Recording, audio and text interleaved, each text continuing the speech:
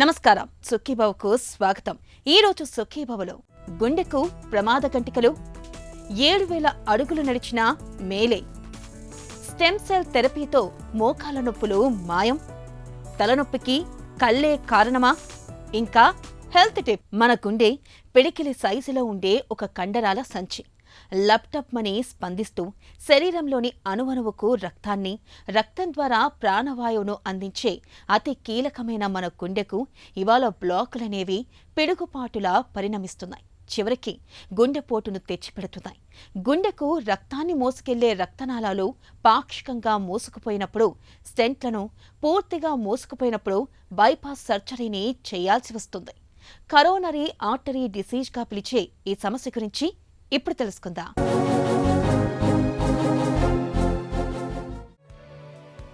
మన గుండె పిడికిలి సైజులో ఉండే చిన్ని కండరాల సంచి.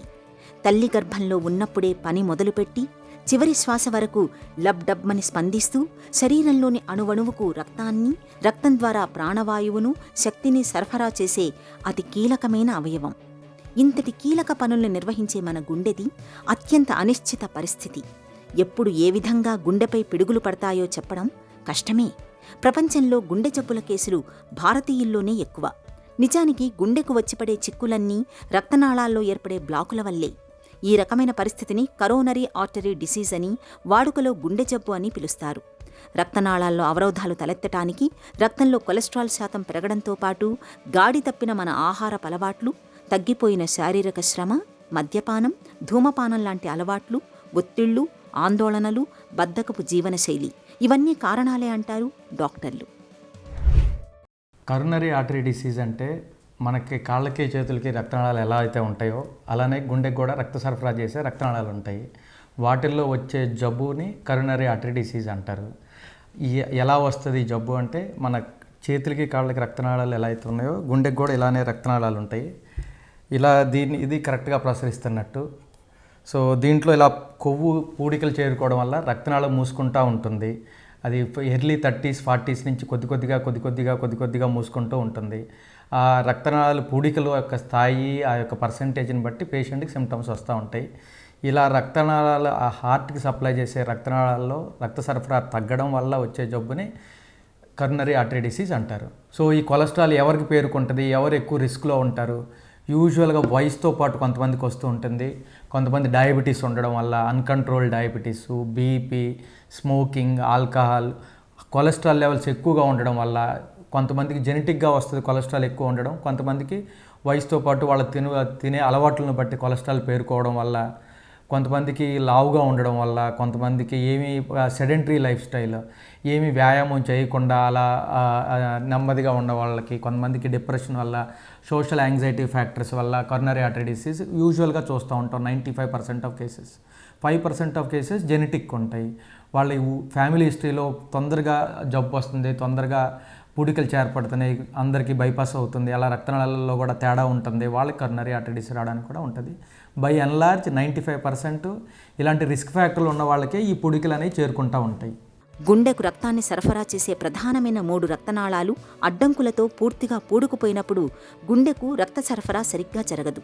ఇలాంటప్పుడు కొద్దిపాటి పని చేసినా, ఆహారాన్ని ఎక్కువగా తీసుకున్నా, చివరికి విశ్రాంతి సమయాల్లోనూ గుండెలో నొప్పి, ఆయాసం వచ్చేస్తుంటాయి. మందులు వాడుతున్నా పెద్దగా ఉపయోగం ఉండదు.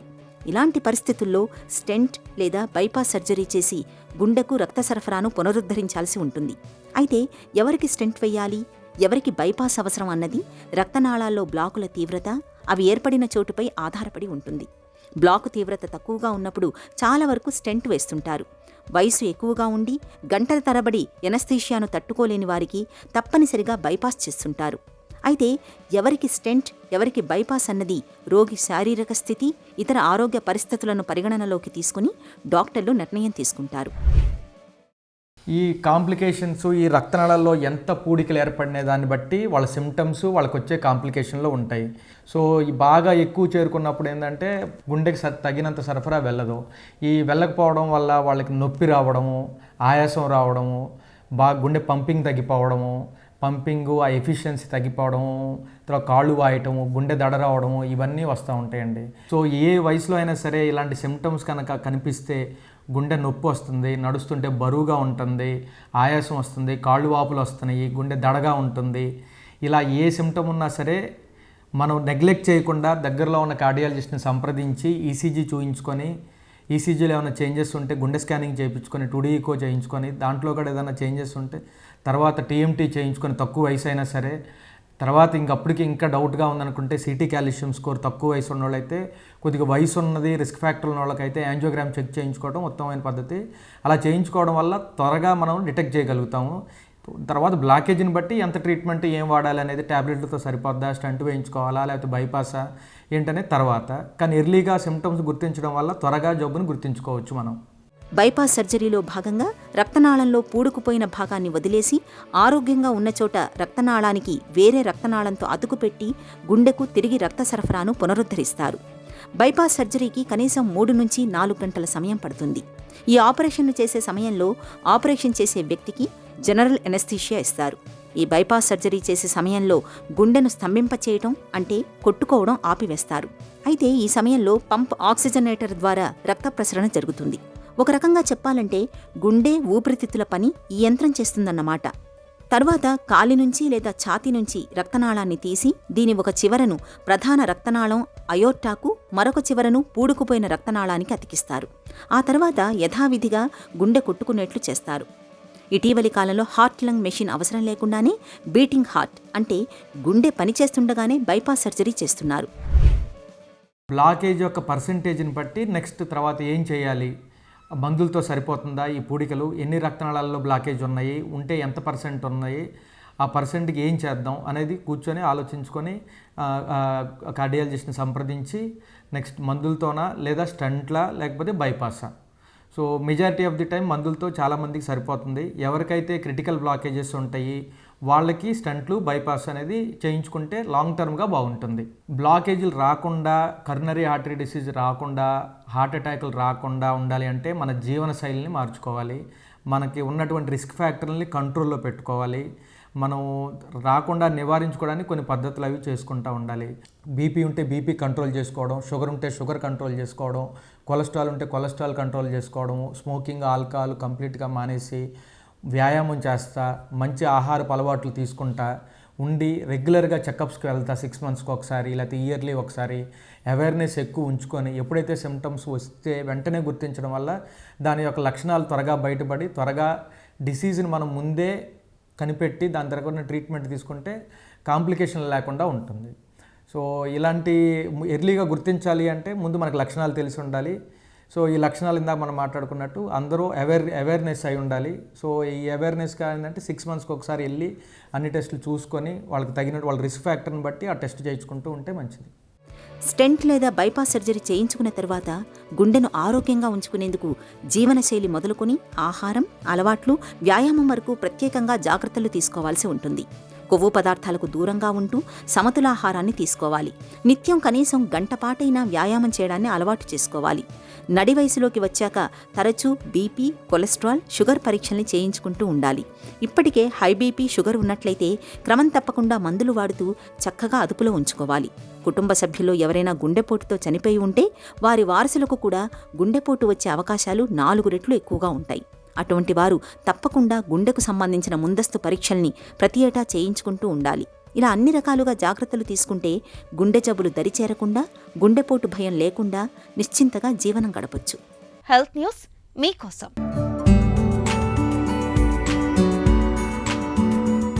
రోజుకి 10,000 అడుగులు నడిస్తే ఆరోగ్యానికి మంచిదని చెబుతారు డాక్టర్లు.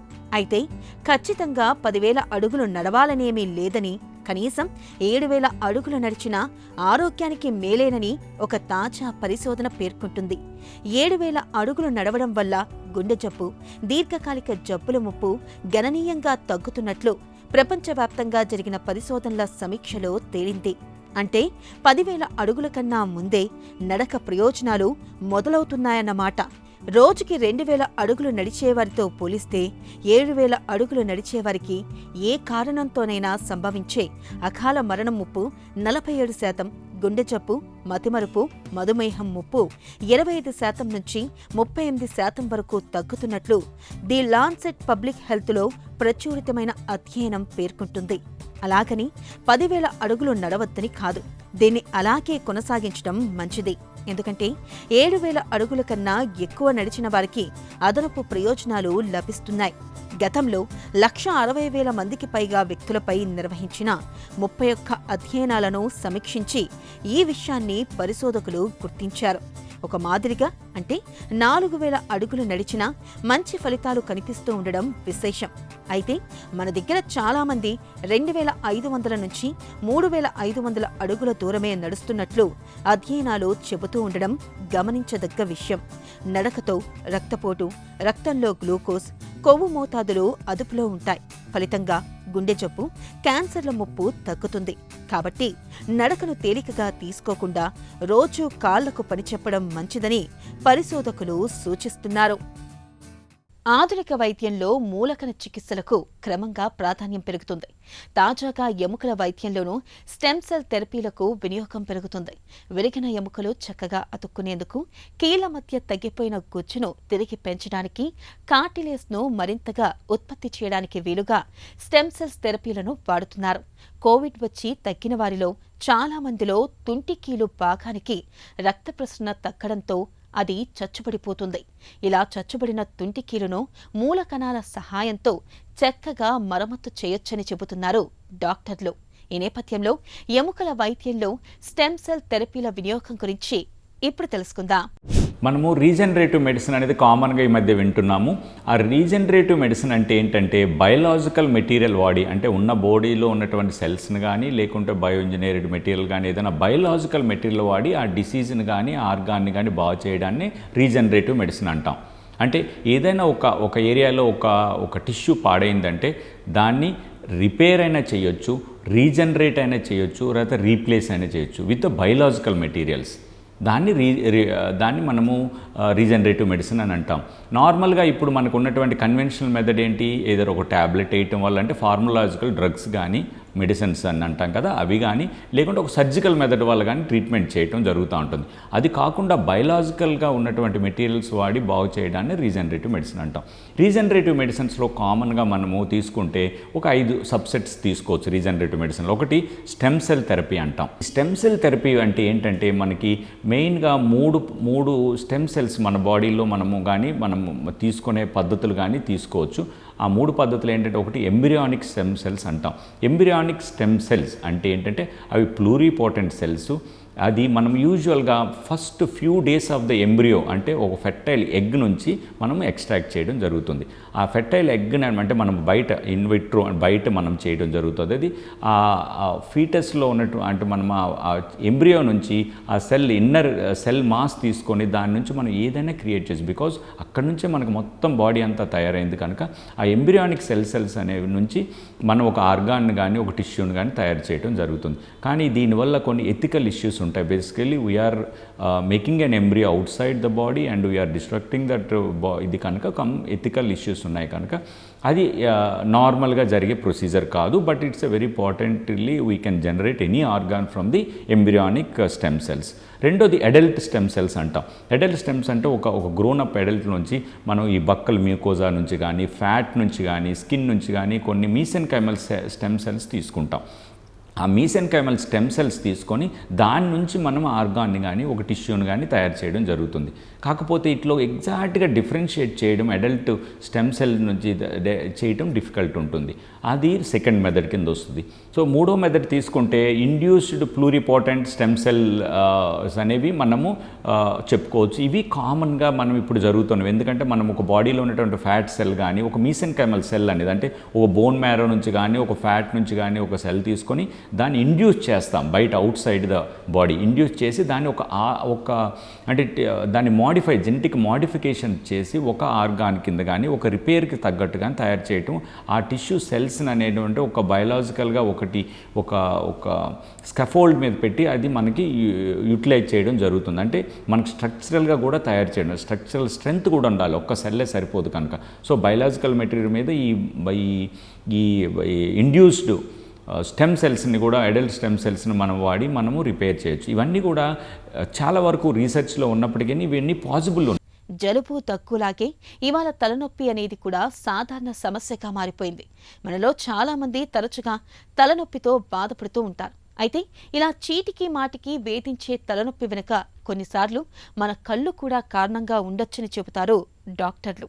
కళ్ళలో సమస్యలు ఉన్నప్పుడు, కళ్ళద్దాల పవర్ సరిగ్గా లేనప్పుడు తలనొప్పి అనేది సమస్యగా మారుతూ ఉంటుంది. ఆసక్తికరమైన ఈ విషయం గురించి డాక్టర్ని అడిగి ఇప్పుడు తెలుసుకుందాం. తరచూ వేధించే తలనొప్పికి కళ్ళే కారణమనే నమ్మకంలో నిజమెంత? రిఫ్రాక్టివ్ ఎర్రర్స్ అంటే దూరదృష్టి లోపాలు కానీ దగ్గర దృష్టి లోపాలు కానీ తరచుగా చూస్తూ ఉంటాం. అలానే మనకి ఉన్న దృష్టి లోపం కంటే ఎక్కువ పవర్ వాడడం వల్ల కానీ తక్కువ పవర్ వాడడం వల్ల కానీ రెండు కళ్ళకి మధ్యలో ఉండేదాన్ని బైనాక్యులర్ బ్యాలెన్స్ అంటాం. ఆ బైనాక్యులర్ బ్యాలెన్స్ మిస్ అయినప్పుడు కానీ, అలానే లేటెంట్ స్క్వింట్స్ అంటాం, ఫోరియాస్ అంటే ఏంటి అంటే మనకి చూడగానే వీళ్ళకి మెల్ల చూపు ఉంది అని అనిపించదు, కానీ అది మనం కంటి పరీక్షల ద్వారా బయటపడుతుంది. ఇలాంటివన్నీ ఉన్నప్పుడు మనము తలనొప్పిని చూస్తూ ఉంటాము. కంటి సమస్యల వల్ల వచ్చే తలనొప్పిని ఎలా గుర్తించాలి? కంటి చూపు వల్ల ఆర్ కంటి ప్రాబ్లమ్స్ వల్ల మనకి వచ్చే తలనొప్పి కామన్గా కంటి పక్క భాగంలో కానీ, అంటే ఈ టెంపోరల్ సైడ్లో కానీ, కంటి వెనకాల రెట్రోబల్బార్ అంటాం, అక్కడ కామన్గా స్టార్ట్ అవుతుంది. మనము ఎక్కువసేపు టీవీ కానీ స్క్రీన్స్ కానీ చూడడం వల్ల వచ్చే ప్రాబ్లమ్స్ వల్ల, అంటే డ్రై ఐ వల్ల కానీ, excessive use of our muscles అంటే కంటి లోపల సీలియరీ మజిల్స్, అలానే కంటి బయట ఎక్స్ట్రాక్యులర్ మజిల్స్ అని ఉంటాయి. మనం కంటిన్యూస్గా చూడడం వల్ల ఈ మజిల్స్ అనేవి అలసిపోతాయి. ఇలా అలసిపోయినప్పుడు దీన్ని అకామిడేటివ్ ఫెటీగ్ అని, టయర్డ్నెస్, ఎస్థినోపియా ఈ పదాలు వాడుతూ ఉంటాం మనం. ఇలా అయినప్పుడు కూడా మనకి హెడేక్ వస్తూ ఉంటుంది. ఇది మనము కొంచెం సేపు రెస్ట్ తీసుకోగానే తగ్గిపోతూ ఉంటుంది. కానీ ఇంపార్టెంట్ అదర్ ప్రాబ్లమ్స్ ఉంటాయి. ఒక్కొక్కసారి గ్లకోమాలో కూడా మనం హెడేక్ చూస్తూ ఉంటాము. కొన్నిసార్లు వెరీ రేర్ కండిషన్స్లో బ్రెయిన్లో ఉన్న ఇంట్రాక్రేనియల్ ప్రెషర్స్ కూడా పెరిగి హెడేక్స్ వస్తూ ఉంటాయి. కళ్ళద్దాలు సరైన పవర్ లేకపోతే తలనొప్పి వస్తుందా? కంటి అద్దాలు వాడే వాళ్ళకి దూరదృష్టి కానివ్వండి, దగ్గర దృష్టి కానివ్వండి, మనము పవర్ అనేది కరెక్ట్గా ఇవ్వాల్సి ఉంటుంది. మనం ఎక్కువ పవర్ ప్రిస్క్రైబ్ చేసినా, తక్కువ పవర్ ప్రిస్క్రైబ్ చేసినా హెడేక్ వచ్చే అవకాశం ఉంటుంది. అలానే 40 years తర్వాత దాటిన వాళ్ళు యూజువల్లీ దగ్గర చూపు ఇబ్బంది స్టార్ట్ అవుతుంది. కానీ చాలామంది అద్దాలు పెట్టుకోకుండా బుక్కుని, ఫోన్ని దూరంగా పెట్టుకోవడము, ఇట్లా స్క్వింట్ చేసి చూస్తూ ఉండడం వల్ల బాగానే కనిపిస్తుంది కదా అనుకుంటారు. కానీ ఇట్లా చేయడం వల్ల హెడేక్ రావడము, చూపు మసకబారిపోవడము ఇలాంటివి జరుగుతూ ఉంటాయి. కాబట్టి మనం కరెక్ట్ పవర్ వాడడము అనేది చాలా ముఖ్యమైన విషయం. కంప్యూటర్ ముందు ఎక్కువసేపు పనిచేస్తే తలనొప్పి ఎందుకు వస్తుంది? మనం ఏదైనా టీవీ కానీ ఫోన్ కానీ కంటిన్యూస్గా చూస్తూ ఉన్నప్పుడు ఆ వచ్చే కంటెంట్లో లీనమైపోయి కళ్ళు రెప్పలు కొట్టడం అనేది తగ్గిపోతుంది.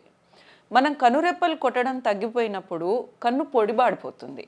ఇట్లా పొడిబారిపోయిన తర్వాత మనకి కంటి నొప్పి, హెడేక్ వచ్చే అవకాశం ఉంది. అలానే మనం చూస్తూ ఉన్నప్పుడు మనకి ఈ ఎక్స్ట్రాక్యులర్ మజిల్స్ అంటే మీడియల్ రెక్టస్, అలానే కంటి లోపల మజిల్స్, సీలియరీ మజిల్స్ పని చేస్తూనే కంటిన్యూస్గా ఉంటాయి. ఇలా ఉన్నప్పుడు ఆ మజిల్స్ ఫెటీగ్ అయిపోయి నొప్పి వస్తూ ఉంటుంది మనకి. కంటికి సంబంధించిన తలనొప్పి మైగ్రేన్తో పోలిస్తే ఎలా భిన్నంగా ఉంటుంది? యూజువల్గా migraine headache one sided headache కింద డిస్క్రైబ్ చేస్తాం. అంటే ఒక హాఫ్ రైట్ సైడ్ కానీ లెఫ్ట్ సైడ్ కానీ ఒక హాఫ్లో సివియర్ హెడేక్ వస్తుంది. అలానే దాంతోపాటు వామిటింగ్స్ రావడము, కళ్ళు తిరగడము ఇలాంటివన్నీ జరుగుతూ ఉంటాయి.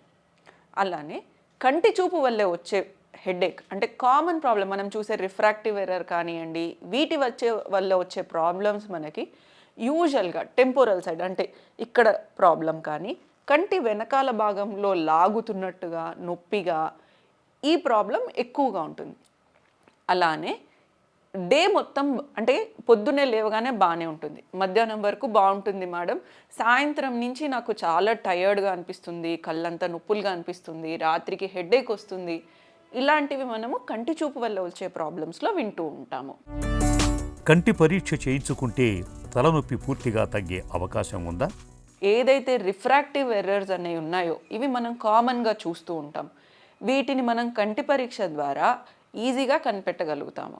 మనం ఎప్పుడైతే కరెక్ట్ స్పెక్టాకిల్ ప్రిస్క్రిప్షన్ వాడతామో, ఎక్కువ కాకుండా తక్కువ కాకుండా బైనాక్యులర్ బ్యాలెన్స్ని కరెక్ట్గా చూసుకొని ఎప్పుడైతే వాడతామో ఈ కంటి ప్రాబ్లం వల్ల రిఫ్రాక్టివ్ వల్ల వచ్చే హెడేక్ డెఫినెట్గా తగ్గిపోతుంది. అలానే మనం ముందుగా డిస్కస్ చేసినట్టు ఇంకా కొన్ని సీరియస్ ప్రాబ్లమ్స్ ఉంటాయి, లైక్ గ్లకోమా కానివ్వండి, ఆప్టిక్ న్యూరైటిస్ కానివ్వండి. ఈ ప్రాబ్లమ్స్ అన్నీ కూడా మనం తప్పకుండా కంటి చూపు మనం ఎగ్జామినేషన్ చేసినప్పుడు కనిపెట్టగలుగుతాము, వాటికి మనం ట్రీట్మెంట్ ఇవ్వగలుగుతాము. కంటి సమస్యలతో తలనొప్పి వస్తున్నప్పుడు ఇంట్లో తీసుకోవాల్సిన జాగ్రత్తలు ఏంటి? ఇంట్లో తీసుకోవాల్సిన జాగ్రత్తలలో స్ట్రెస్ తగ్గించుకోవడము, screen time, judicious use of screen time, అవసరం ఉన్నది చూసుకోవాలి. ఎప్పుడైనా బ్రేక్ కావాలి అనుకున్నప్పుడు 1-2 hours. మనం స్క్రీన్ చూసేటప్పుడు కూడా కంపల్సరీ 20-20-20 రూల్ని ఫాలో అవ్వాలి. అంటే మనం 20 minutes స్క్రీన్ చూసినప్పుడు కంపల్సరీ 20 seconds బ్రేక్, అలానే 20 అడుగుల కంటే దూరంలో ఉన్న ఆబ్జెక్ట్స్ని దూరంగా మనం చూస్తూ ఉండాలి. ఇట్లా చేయడం వల్ల మనకి ఐ మజిల్స్ అనేవి మనకి రిలాక్స్ అవుతాయి, ప్లస్ ఎక్కువసేపు మనం పని చేసుకోగలుగుతాము. తరచూ తలనొప్పి వచ్చిపోతున్నప్పుడు, మాత్రలతో కూడా తలనొప్పి తగ్గనప్పుడు ఒకసారి కంటి పరీక్షలు చేయించుకోవడం మేలు. అలాగే తరచూ కళ్ళద్దాల పవర్ని చెక్ చేయించుకుంటూ ఉండాలి. ఇక ఈరోజు కార్యక్రమాన్ని ముగించే ముందు చిన్న చిట్కా మీకోసం. గ్యాస్ ట్రబుల్తో బాధపడుతున్నప్పుడు రాత్రి పడుకోబోయే ముందు 1 స్పూన్ ధనియాలు, 1/2 స్పూన్ సోంపును 1 గ్లాసుడు నీళ్ళల్లో నానబెట్టండి. ఉదయం లేవగానే ఆ నీళ్లను మరిగించి తాగండి. గ్యాస్ బాధలు చాలా వరకు తగ్గిపోతాయి.